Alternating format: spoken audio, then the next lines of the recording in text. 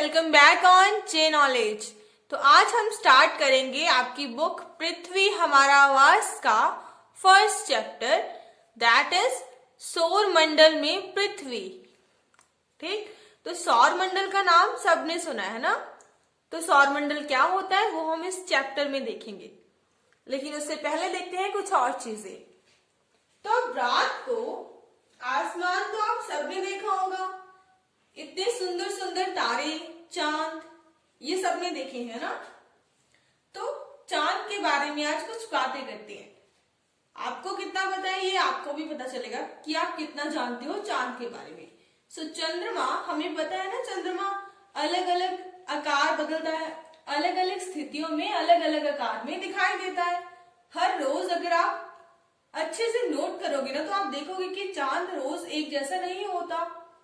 एक बार क्या करता है वो महीने में, मान लो पूरा चांद सिर्फ एक ही बार दिखता है हमें महीने में, और पूरे चांद के बाद आप उसे देखना स्टार्ट करो, धीरे धीरे वो कम होता जाता है और 15 दिनों के बाद वो बिल्कुल गायब हो जाता है और उसके अगले ही दिन वो थोड़ा थोड़ा फिर से निकलना स्टार्ट होता है और वो धीरे धीरे बढ़ता बढ़ता फिर से क्या हो जाता है, पूरा हो जाता है। तो ऐसे क्या है, वो अलग अलग आकार में हमें दिखाई देता है। पूरा चंद्रमा महीने में सिर्फ एक ही बार दिखता है। पूर्णिमा क्या होती है? पूर्णिमा, हम पूरे चंद्रमा वाली रात को पूर्णिमा कहा जाता है। अमावस्या, पूरे चंद्रमा वाली रात पूर्णिमा, जिस दिन चांद बहुत बड़ा दिखाई देता है और पूरा दिखाई देता है गोल गोल। और अमावस्या, जिस रात चांद दिखाई ही नहीं देता, वो रात जिस रात चांद बिल्कुल भी नहीं दिखता उसे हम क्या बोलते हैं? अमावस्या। और अमावस्या को नए चंद्रमा की रात्रि भी कहा जाता है। ऐसा क्यों? क्योंकि अमावस्या के बाद एक नया चांद आता है, नया चांद आना शुरू होता है, तो इसे क्या बोलते हैं? नए चंद्रमा की रात्रि। और क्या आपको पता है कि चंद्रमा हमारी पृथ्वी का क्या है? उपग्रह है। उपग्रह मीन्स जो ग्रह के चारों ओर चक्कर लगाए, तो ये हमारी पृथ्वी के चारों ओर घूमता रहता है। क्लियर? सो ये थे चंद्रमा के बारे में कुछ फैक्ट्स, कुछ अच्छी और कुछ रोचक बातें। नेक्स्ट देखते हैं। नेक्स्ट इज खगोलीय पिंड। खगोलीय पिंड क्या होती है? सूर्य, चंद्रमा, तारे, ग्रह तथा वे सारी वस्तुएं जो रात के आसमान में क्या करती हैं? चमकती हैं। इन्हीं को हम क्या बोलते हैं? खगोलीय पिंड बोलते हैं। कि रात के आसमान में आपको जितनी भी चीजें दिखती हैं, चमकती हैं आसमान में, वो सारी क्या है? खगोलीय पिंड है। अब तारे भी खगोलीय पिंड है और ग्रह भी क्या है? खगोलीय पिंड। तो इन दोनों में भी फिर भी क्या होती है? असमानता, डिफरेंस होता है। तो क्या डिफरेंस होता है? तारों का क्या होता है? अपना प्रकाश व ऊष्मा होती है, इनका खुद का प्रकाश होता है। लेकिन ग्रहों का अपना प्रकाश और ऊष्मा नहीं होती। ये हमें देखने पर टिमटिमाते, ऐसे टिमटिमाते प्रतीत होते हैं, लेकिन ग्रह हमें टिमटिमाते प्रतीत नहीं होते। ये किससे बने होते हैं? तारे गैसों से बने होते हैं। ग्रह चट्टानों तथा गैसों दोनों से ही बने हो सकते हैं। तारे आकार में बहुत बड़े होते हैं और ग्रह आकार में तारों से छोटे होते हैं। लेकिन अभी आप सोच रहे होंगे कि मैम हम जब देखते हैं तो तारे तो हमें बिल्कुल इत्तू इत्तू से दिखते हैं, छोटे छोटे, तो ऐसा क्यों? तो ऐसा इसीलिए है बच्चों क्योंकि वो हमसे बहुत ज्यादा दूर है। आपको आसमान में उड़ता हुआ प्लेन भी तो बिल्कुल छोटा सा दिखता है ना, लेकिन एक्चुअल में वो प्लेन कितना बड़ा होता है। वैसे ही तारों का केस है, तारे बहुत ज्यादा दूर होने की वजह से हमें बिल्कुल छोटे दिखते हैं। क्या आप जानते हो कि जो सूर्य है वो भी एक तारा है, तो वो बहुत नजदीक है पृथ्वी के, इसीलिए वो इतना बड़ा दिखता है। क्लियर? तो तारे बहुत बड़े होते हैं और ये है आपके खगोलीय पिंड। नक्षत्र मंडल किसे कहते हैं? अब नक्षत्र मंडल क्या होता है? आपने कभी रात में ध्यान से अगर देखोगे ना तारों को, तो तारों के अलग अलग समूह या अलग अलग ग्रुप्स मिलके ना कुछ शेप्स बन रही होती है ना। हम कभी बनाते भी हैं शेप्स की, ये कैसे शेप है, ये कैसे शेप है। तो ऐसे ही जो आकृतियां तारों के समूह बनाते हैं ना, उन्हीं को नक्षत्र मंडल बोला जाता है। सो रात के आसमान में तारों के समूह द्वारा बनाई गई अलग अलग आकृतियों को नक्षत्र मंडल कहते हैं। उदाहरण के लिए इनको वैज्ञानिकों ने नाम दिए हुए हैं।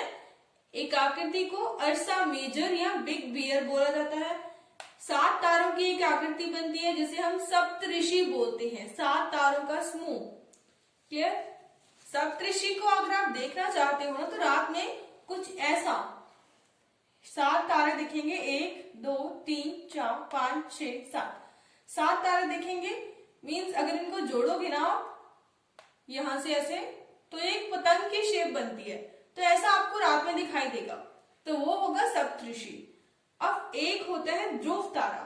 ध्रुव तारा उत्तर दिशा में दिखने वाला एक तारा है जो बहुत ही चमकीला तारा होता है। अब यहाँ पे हम इस ध्रुव तारे की बात क्यों कर रहे हैं? क्योंकि आसमान में तो अनगिनत ही तारे हैं, तो फिर इसमें इतना क्या खास है? इसमें इतना यही खास है कि एक सबसे चमकीला तारा है जो हमेशा कहाँ मिलता है, हमें कौन सी दिशा में? उत्तर दिशा में मिलता है। और इसे देखने के लिए अगर आपको देखना हो तो आप क्या करोगे? आप पहले सप्तऋषि को ढूंढोगे, फिर सप्तऋषि के ये 2 तारे होते हैं जिन्हें हम सांकेतिक तारे बोलते हैं, तो इनके बिल्कुल सीध में देखोगे तो आपको क्या दिखेगा? ध्रुव तारा दिखेगा। ये हमेशा ही एक ही स्थान पर रहता है। तो इसके एक ही स्थान पर रहने की वजह से जो प्राचीन काल में लोग थे ना, तो वो रात के टाइम में दिशा को देखने के लिए इस तारे का या और कई तारों का प्रयोग करते थे। इसीलिए इस तारे का महत्व है, इसीलिए हम इसे यहाँ पढ़ रहे हैं। तो उत्तर दिशा में मिलने वाला तारा है ध्रुव तारा। नक्षत्र मंडल क्या है? तारों की बनाई गई अलग अलग आकृतियां। क्लियर? इजी है ना? अब देखते हैं हमारे सौर मंडल को या सौर परिवार को। सौर परिवार मीन्स सूर्य का परिवार। तो हमें ये पता है कि हमारे जितने भी ग्रह हैं वो सारे क्या करते हैं? सूर्य के चारों ओर चक्कर लगा रहे हैं। ये सूर्य है तो इसके चारों ओर ऐसे चक्कर लगा रहे हैं। क्लियर? तो हमारे टोटल कितने ग्रह हैं? टोटल है 8 ग्रह। अब 8 ग्रह कैसे कैसे हैं? सबसे पहला है और सूर्य के सबसे नजदीक कौन सा है? बुध। उसके बाद है शुक्र, फिर आती है हमारी प्यारी पृथ्वी जिसपे हम रह रहे हैं, उसके बाद है मंगल, और उसके बाद ये क्या आ गया? ये है शूद्र ग्रह पट्टी। अब शूद्र ग्रह पट्टी में क्या होता है मैम?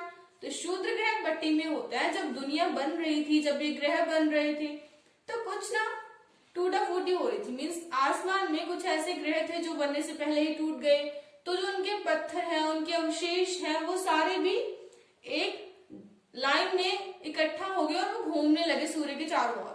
तो यहाँ छोटे छोटे ऐसे पत्थर और छोटे छोटे उल्का पिंड वो है इस पट्टी के अंदर, तो वो भी आसपास चक्कर लगा रहे हैं। उसके बाद आता है बृहस्पति, फिर आता है शनि। और शनि एक ऐसा ग्रह है जिसके चारों ओर क्या बने हुए हैं? छल्ले बने हुए हैं, वल्ले जिसको बोल देते हैं, तो ये छल्ले बने हुए इसके चारों ओर। देन यूरेनस और नेपच्यून। यूरेनस और नेपच्यून को आप ऐसे याद रखना, बाकी मैंने खुद की एक ट्रिक बनाने की कोशिश की है, मैं आपको वो सिखा देती हूँ।